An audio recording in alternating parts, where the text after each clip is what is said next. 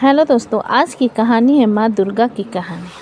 अगर कहानी आपको अच्छा लगेगी तो प्लीज़ माता जी के लिए एक सब्सक्राइब और लाइक कर दीजिएगा। एक गांव में एक सेठ जी की सोने चांदी के गहनों की दुकान थी। सेठ जी के दो बेटे थे, किशन और पारस। सेठ जी का बड़ा बेटा किशन सारा व्यापार संभालता था, वहीं पारस माँ भगवती का बड़ा भक्त था। वह सीधे स्वभाव का था, उसकी व्यापार में रुचि नहीं थी। एक दिन सेठ जी और किशन को शहर जाना पड़ा, इसलिए उन्होंने पारस को दुकान संभालने की जिम्मेदारी दी। उनके जाने के कुछ देर बाद दुकान पर एक बुढ़िया माई आई और पारस से कहा, बेटा, मेरी बेटी बहुत बीमार है, मेरे पास ये अंगूठी है, इसे तुम खरीद लो। तब पारस ने कुछ रुपए निकालकर बुढ़िया माई को दिए और कहा, इन पैसों से उसका इलाज करवाइए। अगर ज़्यादा पैसों की आवश्यकता हो तो मुझे बता देना।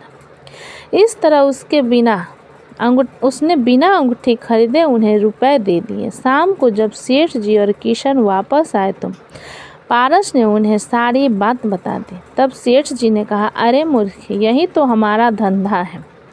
गांव वाले परेशानी में हमें गहने बेच जाते हैं, जिन्हें हम कम दामों पर खरीद कर उन्हें ज़्यादा कीमत पर शहर में बेच कर देते हैं। यदि तू कुछ दिन और दुकान पर बैठा तो हमें कंगाल बना देगा। कल से दुकान पर मत आना। यह कहकर सेठ जी ने पारस को दुकान से निकाल दिया। रात को घर पर भी उसे खूब डांट पड़ी। घर पर किशन की पत्नी ने पारस को कहा, आप कमाते तो कुछ हो नहीं और जो भी दुकान में कमाई होनी थी उसे भी लुटा दिया। यह सुनकर पारस और उसकी पत्नी राधा को बहुत बुरा लगा। तब पारस ने कहा, भाभी, हमारे पास किसी चीज़ की कमी नहीं है।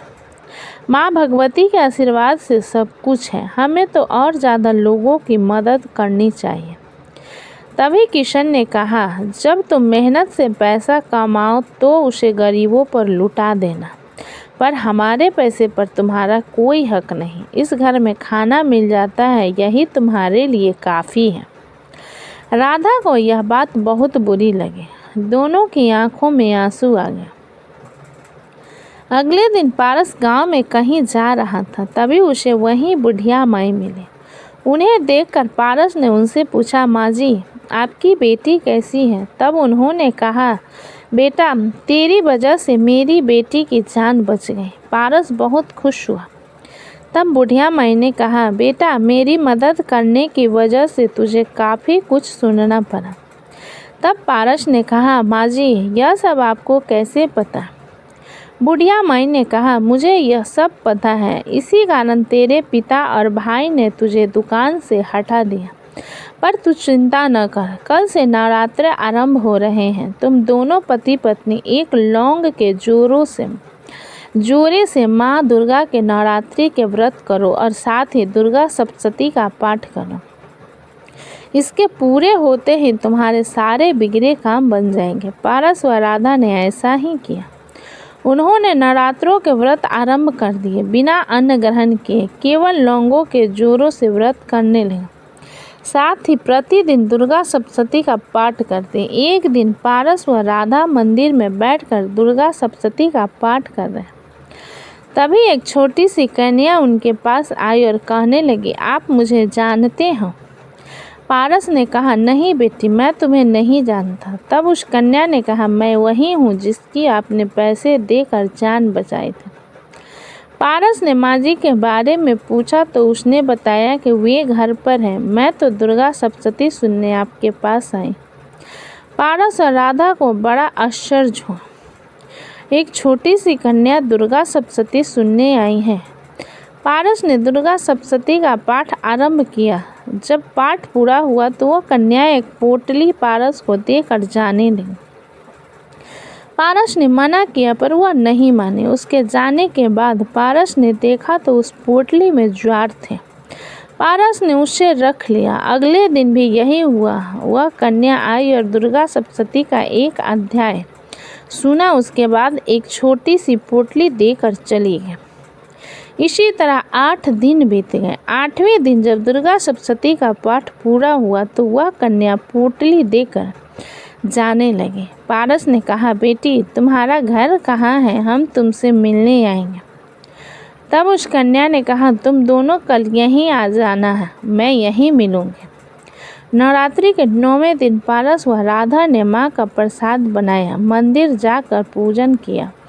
पूजन करने के बाद दोनों उस कन्या को ढूंढने लगे, पर वह कहीं दिखाई नहीं दी।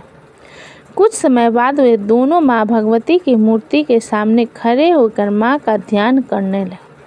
तभी उन्हें माँ भगवती की मूर्ति में वही बुढ़िया माई दिखाई दी। और कुछ देर बाद वे रूप बदलकर उसी छोटी सी कन्या के रूप में दिखने लगे। यह देखकर पारस और राधा की आंखों में आंसू बहने लगे। वे माँ के चरणों में बैठ गए।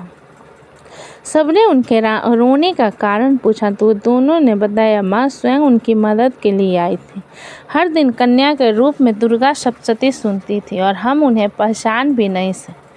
सभी को बहुत आश्चर्य हुआ। मंदिर में माँ के जयकारे लगने लगे। पारस और राधा जब घर आए और अपने कमरे में गए तो देखा जो पोटलियाँ माँ ने उन्हें दी थी उनके सभी ज्वार सोने के बन गए और वे जितना उन्हें निकालते वे उतना ही भर जाते थे। घर वालों को जब पता लगा तो सबने उनसे माफ़ी मांगी। माँ के आशीर्वाद से पारस ने सोने का व्यापार शुरू किया और दिन रात माँ की भक्ति करने लगा। तो दोस्तों, आज की माँ दुर्गा की कहानी कैसी लगी? अच्छी लगी तो मुझे कमेंट में लिखो। माता रानी के लिए प्लीज़ लाइक और सब्सक्राइब कर दीजिए। अपना कीमती समय देने के लिए धन्यवाद।